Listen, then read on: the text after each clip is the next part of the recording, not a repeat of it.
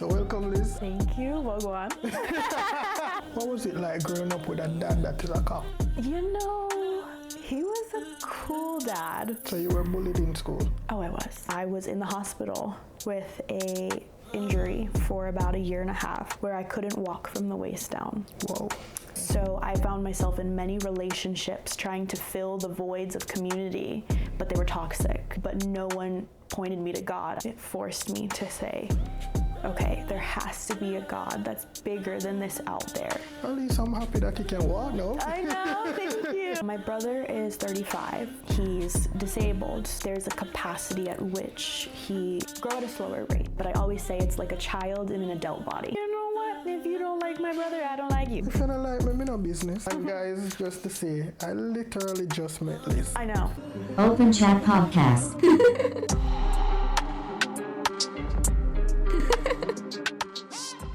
Welcome to Open Chat Podcast, guys. You know, we have conversation about real things. And today we have a special guest. Her name is Liz. And we're going to have an open conversation where she will be talking about her brother who have autism. She's going to speak about religion because she's a Christian. And she's going to speak about the fact that she loves Jamaica. So welcome, Liz. Thank you. Well, go on. All right, so Liz, first of all, can you take us to your early years growing up here? Sure. So I'm 26 years old and I've lived in Massachusetts for my whole life. I didn't always live on the tiny island Yeah. that I live on now, but I lived about an hour from it in my early childhood. I have a mom who is a nurse and a dad who is a cop. Very cliche, but very unique family. Don't let it fool you. And so growing up, it was always interesting. I definitely had, I think, a unique childhood where I was homeschooled for most of it in different private schools as well. And my family wasn't always primarily devoted in the faith as I've ended up to be. So, in many ways, my upbringing has molded me, and now that I've come to the faith, I am able to share that with them. Well, first of all, I want to ask you, what was it like growing up with a dad that is a cop? You know, he was a cool dad. I'll Wasn't very say disciplined? no, he I think just the way his nature is and how he also grew up with a military father. Oh, Though he kind of took the same route, joining the military and going into law enforcement, there was just an essence of his character that I think knew not to be so harsh. He knew what it was like to have a harsh father, and he knew um, not to carry that into his own parenting. And so in many ways he was actually just a really cool dad. well, I thought I would hear some drill like, give me 10, Liz. No, I don't even know who I'd be if I had that. I think in some cases that might cause kids to rebel a little more when their Yeah. parents are super strict.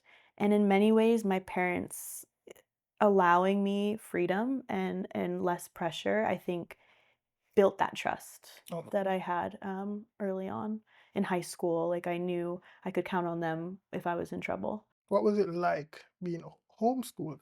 Being homeschooled, it had pros and cons. I think in many ways I spent a lot of time with myself where I wasn't being influenced Mhm. by other children and in the world. So I was able to stay consistent in things that enjoyed me that a lot of kids grew out of very quickly. Okay. I think in a way it held a lot of my childhood innocence intact. I can understand that. Where I played with dolls till I was 12. I pictured being a mom by the time I was like old enough. I loved just playing with dolls and exploring that part of a childhood. Whereas the second I stepped foot into a public school system, I was in the 8th grade. I was about 13 years old. I was shocked. I was very shocked to find It's like out, a different world. yeah, kids aren't into dolls. You get picked on if you're into dolls, and like it's kind of scary. Your reality is shocked. So you were bullied in school. Oh, I was.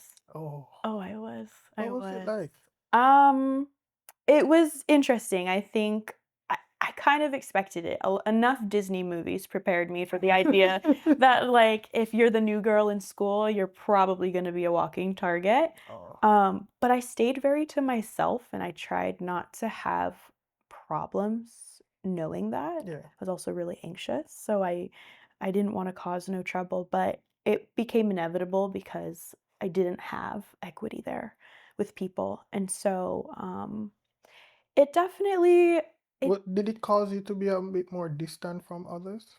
um no, I actually found that it caused me to act out more. Oh, I think because whether you do or don't, you were still getting labeled a certain way. oh, okay. It kind of made me say, well, fine, I'm just going to do my own thing and I don't care what people say. I kind of put on that tough Yeah, persona. yeah. And in many ways, it got me in a little bit of more trouble than I would have admitted to in trying to fit in, but also in trying to protect myself in a way that I was not used to having to defend myself. So the culture shock was there. Culture shock was there. It was there, for sure. I think that was the start of my testimony, to say the least, of how I walked life. What was your years, like your early 20s? What was that like? Early 20s. Okay. Um, well, I'd like to think I'm still in them. I'm closer to 30 now than I am 20, but I pretend that that's not the case. Don't let me feel old Um, around you. um, Early 20s was interesting. I graduated high school in 2018, and right after that, we had COVID. So for 3 years, when you're supposed to be, finally doing something with your life, whether it's going to college or, Getting out in actually, the world. yeah, Yeah. going in the world was shut down. Yes. So I was like, all right, but homeschool Taught you for kind that. of, yeah, it kind of prepared me because where people were in the house and unable to Do do things that they do anything, every and day. yeah, It and was and natural for you. yes, it was natural, and so to them, I think, it made them crazy being Yeah. cooped up in 4 walls, and for me, I was like, "Alright, well, I guess I'm back to my But you know my what's little funny? life." COVID for me, it wasn't a big deal because I'm a homebody. I really don't Yeah, go yeah. much places. Exactly, Like, exactly. if I don't specifically have work or to go to church or probably Mhm. somebody invite me out, I'm home. Yes, yes, yes, and I like that. I like having, that little place you can always go back to It's a when safe the world, space. yes, Yeah. when the world gets chaotic. The one thing though I will say is it's good to be alone, but it's not good to have no purpose. Yeah. And so I found that though I was alone and not being influenced because I was also not being guided, Yeah. um, I was consuming my time with things that actually molded me the wrong way. Okay. So I found myself in many relationships trying to fill the voids of community, but they were toxic. Yeah. I found myself trying to find purpose and meaning in life, but no one pointed me to God. I was going on the internet, and what does the internet teach you? All this new age and worldly stuff, and oh, you find fulfillment drinking, you find fulfillment chasing this, you find all of these things doing this. So I was exploring. Yeah. I was very curious, but I was not discipled, I was not guided. I was just alone, and it's not always good for To be man to alone. be Yeah. alone. So it's a balance of being able to sit still, but also knowing it's only with God. And can you take us to the defining moment, that Mm. season when you realize that you have to step into faith? Yes. Okay, so I was about 21, 22, um maybe somewhere around there. It's a little bit of a blur. But I was in the hospital with a injury for about a year and a half where I couldn't walk from the waist down. Wow. Very fluke thing, yes. And so, without doctors being able to explain, without anything bringing a sense of reasoning, explanation, or even alleviation to the pain I was in, because it was something that robbed me of what felt like all I had known in life. Yeah. It forced me to look up. It forced me to say, okay, there has to be a God that's bigger than this out there who can fix this. There's no way this is the end of my story. I had the faith, I just did not know where to place it. Yeah.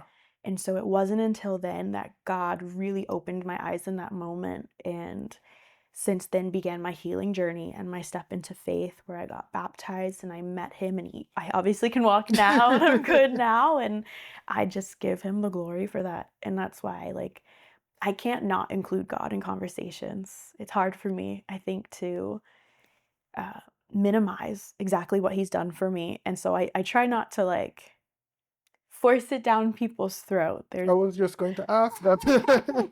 There's wisdom in sharing, but I can't not. I can't not. It's It's just a part of you to speak about God. yes, Yeah. it is. It's just I have to. This life is nothing without that. And I've actually got to experience that firsthand. So it's not just a theory that one is sharing, Yeah. it's experience. At least I'm happy that you can walk now. I know, thank you, thank you. And guys, just to say, I literally just met Liz. I know. That's kind of crazy. We're getting into some deep stuff. And I have no idea who this guy is from a hole in the wall. But But it's a small world, right? yes. Yes. Yes. Because we met through Renee, who Yes. have Possibilities Beyond. Yes, And go check that out. Yes. It is an amazing podcast that has been started, and we just filmed an episode. So See, she made the plug. And yes, just hearing Liz's story about her brother, I'm going to lean into yeah. that now. I had to do this podcast, but I also wanted to have an open chat with you. So it's greater than just the autism part of it that your brother has. Yes. So tell me about your brother, your Yes. early life with him growing up. What was it Yeah. like, the ups and downs? Yes. So my brother is 35, but mentally, though he's older than me, he's disabled. So there's a capacity at which he is able to grow at a slower rate. So he's 35, but I always say it's like a child in an adult body. Yeah. And so, in many ways, I think even growing up in knowing that there was a level of surpassing I even had over him Yeah. that made me recognize his differences, but made it feel like I went from the middle child to being the The older. oldest. Yes. And so the responsibility that does place on any form of a sibling It's who feels they difficult. have to, that feels they have to step up to the plate is a little difficult. But I was always also so aware of the dynamic that I didn't think much of it. My parents did a good job at explaining to me, trying to make sure we still got undivided attention so we wouldn't feel disincluded. I think my upbringing with him molded me in a way more once I was able to ask God all of my whys rather than being young and just not knowing anything. But I want to get to the whys later. Okay.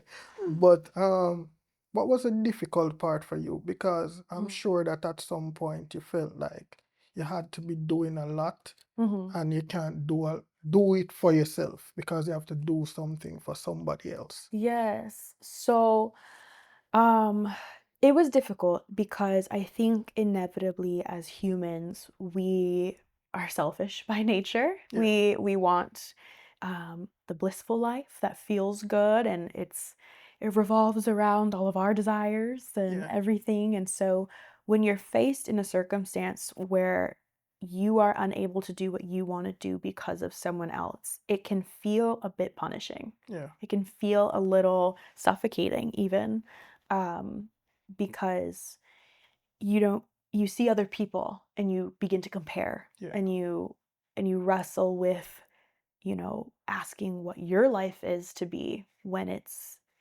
feels like it's being held back. Yeah.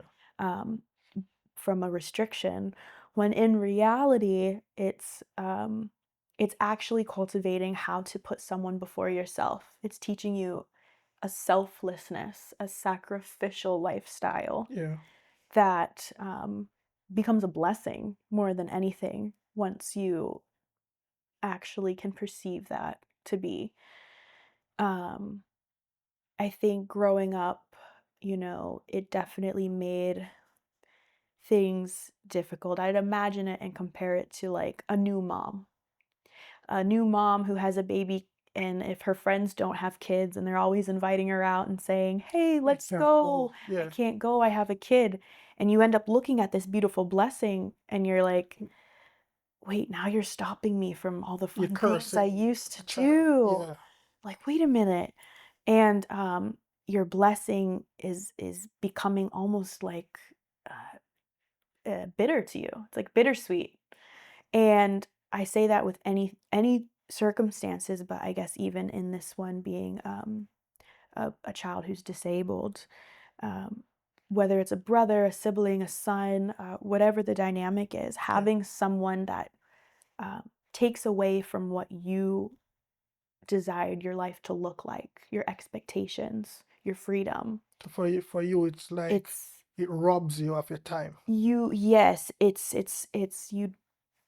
you have that those emotions you wrestle with because of how you're perceiving it. Yeah. And until you have a way with understanding that, are you then able to see it for the blessing that it really is. So how did your faith show up for you out of that experience?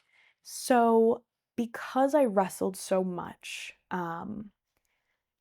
going to God with all of my whys is what brought the answers and clarity. Yeah. I think in life we're taught to, not question God and just Go along with it. go along with it, and you're not allowed to feel what you feel, and feelings are actually bad, and that actually shows you're doing something wrong, and you have shame and you have guilt and you have all these things surrounding it because no one teaches you how to actually properly lament. Yeah. And lament is actually such a beautiful thing where you're able to come to God and say, I'm feeling like this. I know you to be good, but this situation doesn't feel that way. Yeah. So what now? And that's actually where he can step in and show you a different lens, a different perspective. His thoughts, who are higher than ours, will never be able to see it on our own. He has to give us the lens, he has to give us the wisdom and understanding in order to see what beauty actually lies beneath the surface of what you're seeing. Yeah. So, So that experience with heaven, mhm, which is your brother, bring you closer to Christ mhm, because of the experiences, yes, and that change your perspective on life. yes, tremendously. Yeah. Has he changed the way you understand patience, love, and faith? Yes, yes. I think this world teaches you that love is a feeling. You get the butterflies Yeah. and you get the excitement and you get the joy and you get everything. And love actually isn't a feeling. It's showing up when you don't want to. It's showing up when you don't desire to. It's loving unconditionally, which means despite you not having anything you can offer me, I'm going to care for you. I'm going to be there for you. I'm going to love you. And the patience in doing that is that much more of a appreciation and a strength and a virtue, um, because so many lack it. So many people forget that love is actually patient. It's kind. It does not envy. It does not boast.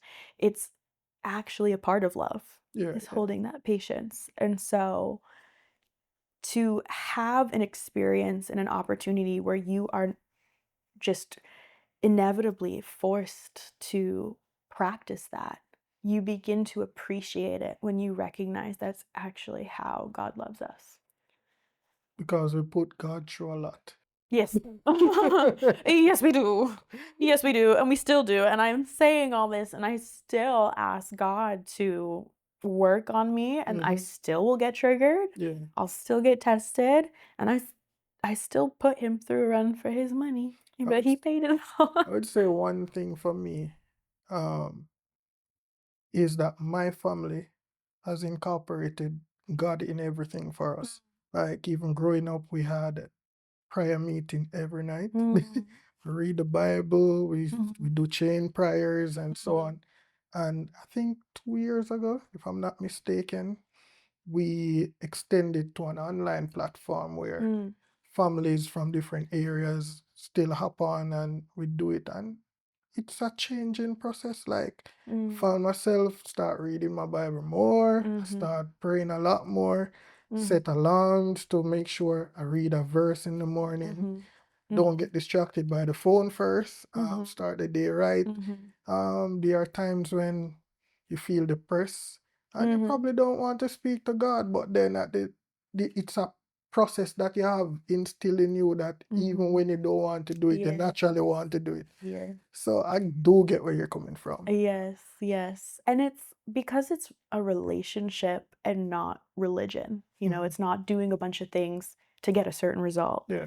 He's a God of relationship. In moments like that, he in our weakness, he's our strength. So he makes up for what we can't do. Yeah. There's moments where people go weeks without reading the Bible, and it doesn't make him love us any less. He just desires us to continue seeking, because that's where he can give us all the answers and give us what it is that we need. Seek ye first the kingdom of God, and all things shall be added unto you. All right, so I have a little fun segment. Fun segment is called Jamaican. What does this mean? Oh my gosh. First one, you already throw that out there. Well, go on, so we'll just skip that one. So we're going to go with midair. What does that mean? Oh, brother, when I'm put on the spot, it's like my brain just goes. Midair. Like, what's that? Come with me? I'm here. I'm here? Okay. Okay. All right, the next one is everything Chris. I know everything Irie. Is that the same thing? Okay.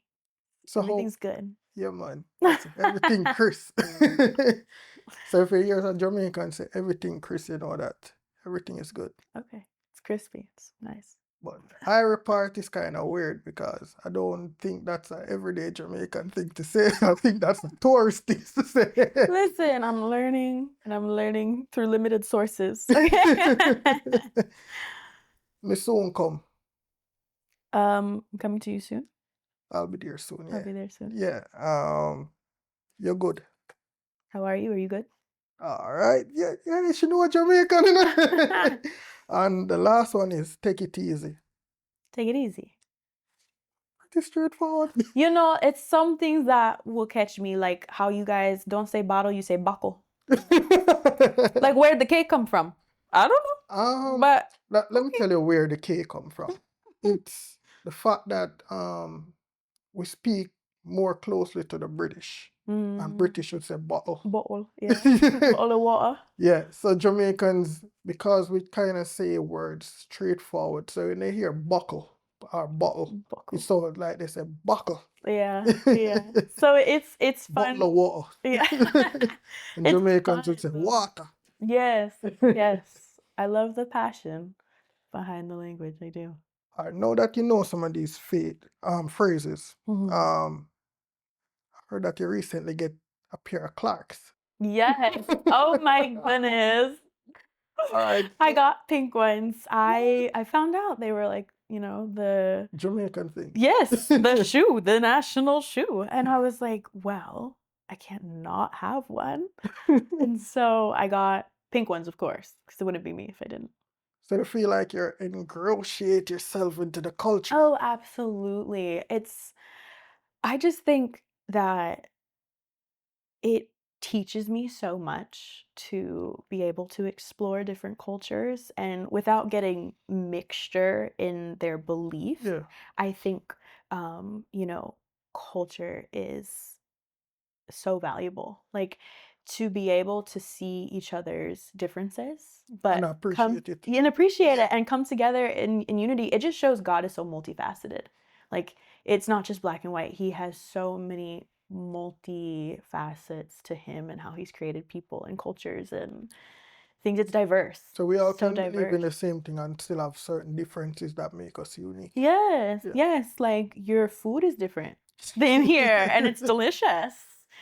The rice and peas and the jerk chicken and there's so much more. The porridge and the banana fritters and all What? of that. She know everything, It's man. delicious. And so that, that's just I find it so fascinating. The music style, the Yeah. way of like even praise and worship. Yeah. Different than the westernized churches out here even, and it's beautiful. There's different desperations you'll find in different cultures and different ways of life. And, like, I cannot wait to go. I cannot wait to go. So we'll see you in Jamaica, right? Absolutely. So we'll have to set up that and take our places, right? With my pink Clarks. With our pink Clarks. You know, it's just 2 years ago was the first time I got a Clarks for myself. Really? And since that, I've gotten so much Clarks after. Really? I don't know if I'll get more. This one is like I got it on sale. Yeah. I got lucky. I happened to just research them. I knew I wanted like a girly pair and they were on sale. It was like right after Christmas. And so I was like, I'll buy them at this price. They're an expensive shoe.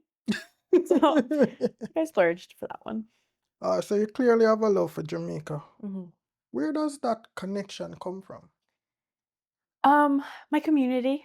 I know just with the different fellowship and friends that I have who are from Jamaica and the way that they share their culture with me, and I just I feel so connected to it just by those I love.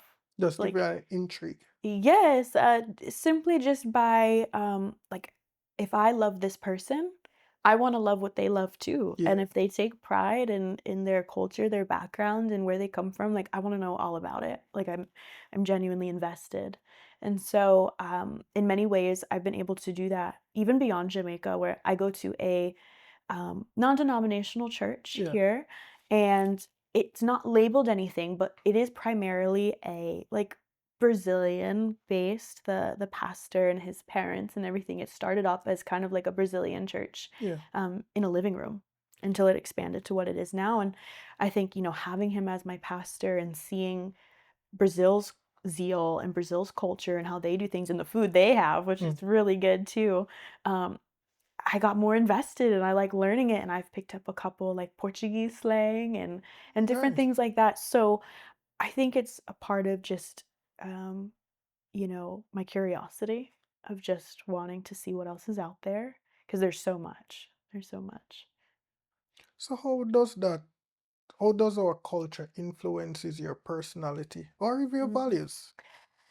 Um, Through the people I've like seen and know, Yeah. I think it's just allowed me to um just appreciate their roots, their background, if um, them sharing stories about what their upbringing was like just Yeah. makes it really exciting to feel almost a part of it, even though I've never touched foot The soil, yeah. yet. And I think also just um, like being able to, how do I even phrase it? Um, See and learn new and more things. I think I appreciate how the island is very laid back. It's from what I know, this Yeah. is at least my assumption and impression is based on the style of music that we know comes from there and how it is an island, so there's there's just an essence to it where it's a little bit more laid back than maybe the fast-paced culture of hustle here in America, where people are I would say it depends on where in Jamaica. yeah, Because if you're in the city, it's just like America. probably, yeah. I know a lot from the countryside. So in my assumption to what it might be, I noticed though, even it does even kind of resonate with how I've met many to be very calm, very like calm and like just kind of like the phrases that are embedded in by your culture to just like still remain that like free flow with life is what I've caught from it. I think one other thing is because in Jamaica, persons may go through a lot of different experiences, coming here and working here and saw and see what some people say is difficult. Mhm. It's not the reality for them. Mm. It's like it's whatever we've Okay, been through this already, so it's easy to be calm and okay. relax. I see. I was just gonna say because I think the impression I've got is how very relaxed Yeah. a lot of the friendships I've made have been, and it's graceful. It's very graceful. And so my impression of such island is that it's like very laid back. It's like a little vacation, but I'm sure, yeah, just like anywhere else, I it would has its say own. when you come to Jamaica, don't be on the resorts. Go out and enjoy Oh, the island. yeah, yeah. And we're going into the last segment of the show. Looking back, what season of life stretched you the most? Hmm. Stretch me the most. I think I still am. I don't think that stops. um, I would say uh the beginning stages of my walk with Christ. Okay. I think, you're completely rewiring your whole lifestyle to uh Wrestling what the norm was versus what you're going to do yes. now. Yes. And so the adjustment of that and finding community that in that way that are like-minded and Mhm, things like that. And it's beautiful how far God has brought me. Um, but I think to anybody who doesn't like change or challenge, mhm. it was a stretching. Um, and I think to this day we all still are. I think one area that would continue to stretch me is if I am able to actually step foot on the soil of different places Yeah. and get a taste raw firsthand, Mhm. the different things that I've only been able to process through others and community and things, such as going to Jamaica or going to Brazil or going these different places. So, I remember you said something earlier, not in this interview. I think you mentioned that um in your younger years, or I think in your early 20s or something like that, you were talking about having a boyfriend and what it would mm, be like if they would find it weird if you have a quirky personality or mm, something is wrong with your genealogy. What was mhm. that for you? So, because my brother was special needs, Yeah, and I think so many people just have such a harsh perception on both people with disability or the family, yeah, even you start to get stereotyped yeah. in different ways with just negativity.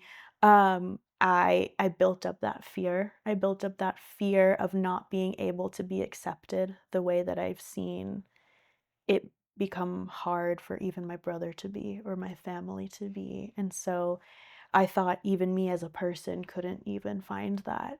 And so I sought out a lot of relationships to fill that void, not knowing who I was. And um, I think that once I finally found God and you find your identity in Him, but no matter what people say, it doesn't define you.